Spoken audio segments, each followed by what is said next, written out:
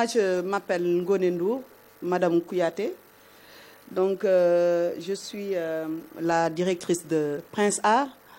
Donc, Prince Art, c'est une entreprise qui exerce dans le domaine de la culture.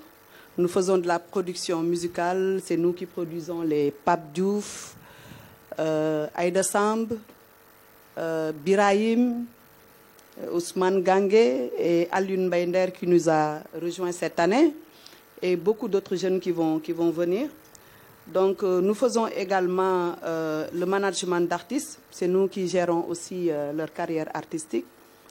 Au-delà de ça, nous faisons de l'audiovisuel également, Myriam. On fait un peu d'audiovisuel. Donc, il y a quelques années, on s'est lancé un peu dans la conception d'émissions de télé-réalité, mais à travers les enfants, parce que moi, j'adore les enfants. Donc, et ces émissions aujourd'hui sont très très connues du public et un peu partout, dont Sen Petit Galet, Sen Petit Génie, Mini Boss, qui est né l'année dernière, et tant d'autres. Et également, nous faisons aussi de l'organisation de spectacles et de grands événements comme le Petit Bal, qui est un événement dédié aux enfants également.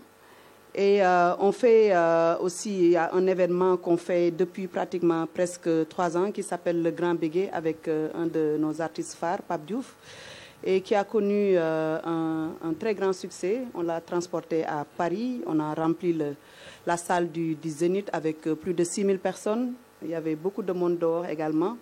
Là, moi, j'ai fait mes études au Sénégal. Hein. J'ai débuté avec... à l'école publique Soumbédioune, qui était tout près de chez moi. Donc, j'ai suivi également mon secondaire au lycée John Fitzgerald Kennedy et également au collège Sacré-Cœur. Et après, un jour, mon frère Youssou Ndour m'a dit, écoute, moi, j'aimerais bien que tu ailles à Londres pour poursuivre tes études. Bon, comme tout jeune, hein, quand on te propose des choses comme ça, et n'ayant jamais quitté le pays, tu dis oui, ok, je dis oui. En plus, c'est pas la France, c'est l'Angleterre, c'est différent.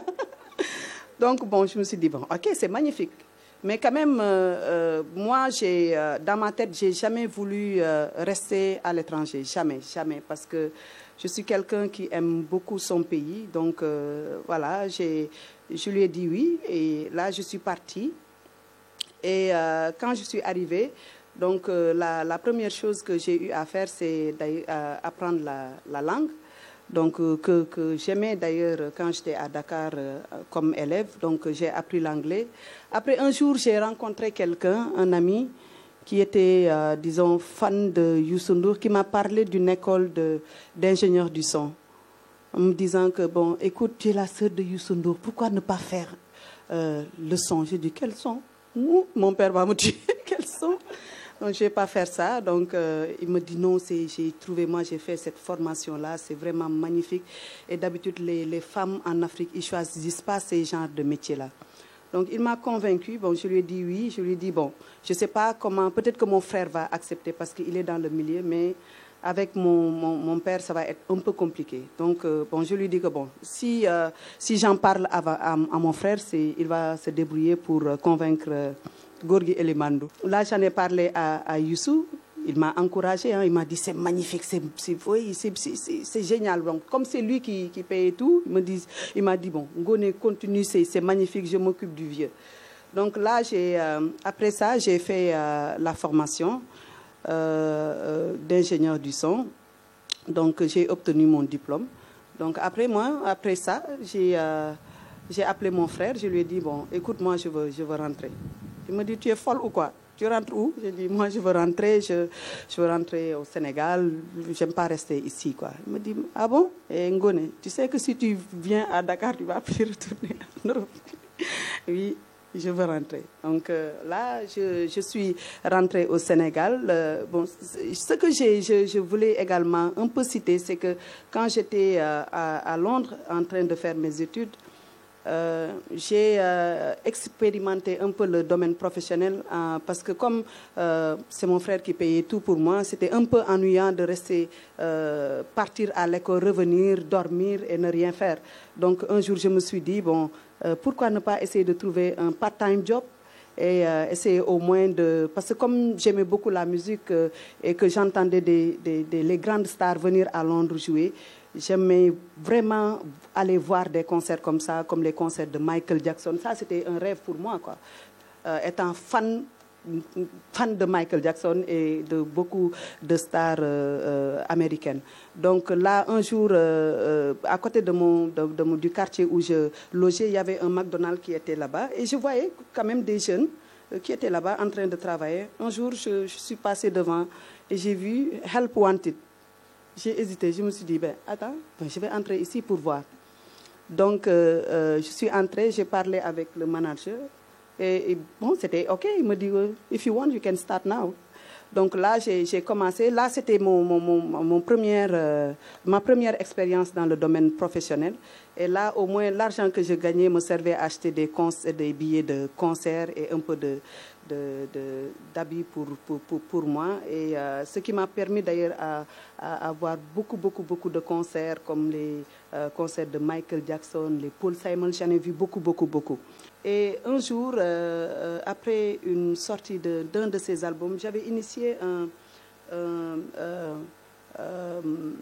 une séance de dédicace pour enfants au Magic Land pour Youssou, que j'avais moi-même initié. Donc, mais ce que j'avais remarqué, c'est qu'il y avait tellement de monde. Il a commencé à signer de 16h jusqu'à 21h, il n'a pas pu terminer. Donc, moi, j'avais remarqué que les gens étaient là, les femmes avec leurs enfants. Et je me suis dit, mais c'est grave, il n'y a pas d'événement pour enfants au Sénégal. Il n'y a rien. Et un jour, j'avais lu un article d'une maman qui demandait à Youssou N'Dour à quand le grand bal des enfants. Et là, je me suis dit, ça, c'est une belle opportunité. Pourquoi ne pas essayer de créer un événement pour enfants où Youssou N'Dour va venir avec son orchestre et jouer avec les enfants. Ce que je tiens juste à dire avec le petit bal, c'est un événement où chaque année, on l'a déplacé plus de 4 fois. Parce qu'en 2007, on l'a fait au 4C, en 2008 à l'hôtel des Almadies, en 2009 au pavillon du Sénégal, au 6S. Après, on l'a déplacé sur l'esplanade du 6S. Le décembre dernier, on l'a amené sur l'esplanade du Grand Théâtre. Et à chaque fois, il y avait beaucoup plus de monde. Mais il faut savoir que les 4 premières années ont été un peu difficiles parce qu'on ne faisait pas de bénéfices, parce que c'est un événement qui est très lourd, qui demande, disons, un investissement de près de presque 50 millions de francs. Donc c'est à partir de la 6e année où on a commencé un peu à toucher les bénéfices du Petit Bal. Et je pense qu'aujourd'hui, c'est l'une des émissions les plus connues du Sénégal. Donc voilà, donc chaque année, ça grandit. Des fois même, ça me fait peur. Et je dis aux enfants, c'est à cause de vous que je suis devenue célèbre. Ce n'est pas à cause de la musique, mais c'est à cause des enfants que peut-être que beaucoup de gens me connaissent maintenant. Ce que j'ai oublié de dire dans mon discours, c'est que Prince Art n'appartient pas à Youssou N'Dour. Il n'y a pas un sou de Youssou N'Dour qui est entré dans Prince Art. Il n'est ni actionnaire. À la limite, c'est quelqu'un qui nous conseille artistiquement. Et je pense qu'il prend du plaisir à nous regarder réussir. Et vous savez, nous, on a reçu une très bonne éducation de notre père. Et il avait l'habitude de dire, quand on était jeune, ne dépendez de personne. Ne dépendez, même entre vous, ne dépendez de personne. Et ça, c'est quelque chose que j'ai mis dans ma tête durant toute ma vie. Et que pour les banques, c'est un problème. D'ailleurs, c'était dans mon discours. J'ai voulu en parler, mais comme le temps est très court, tout le monde, toutes les entreprises, disons du Sénégal, en tout cas, les PME rencontrent des problèmes pour se faire financer. Surtout dans le milieu culturel. C'est-à-dire, il n'y a pas de fonds de garantie, il n'y a rien. On te demande des garanties. C'est difficile pour se faire financer. Moi, j'ai des projets. Par exemple, on a un projet dans le long terme on veut installer une école de formation professionnelle pour les métiers de la musique. Mais on sait que si on ne se bat pas, on ne va pas se faire financer par les institutions financières. Ça, c'est clair. Donc, ce n'est pas parce que je suis Ndour. D'ailleurs, c'est plus difficile pour moi parce que je suis Ndour. Parce que tous les gens, quand tu vas les voir, ils vont te dire, va voir ton frère. Ne partez pas si vite. Vous pouvez vous abonner à notre chaîne et rester à jour sur tous nos prochains talks en cliquant sur le bouton s'abonner juste là. Vous pouvez également regarder d'autres talks en cliquant ici, ici ou ici. Et n'hésitez surtout pas à réagir en commentaire ou sur notre page Facebook. À bientôt!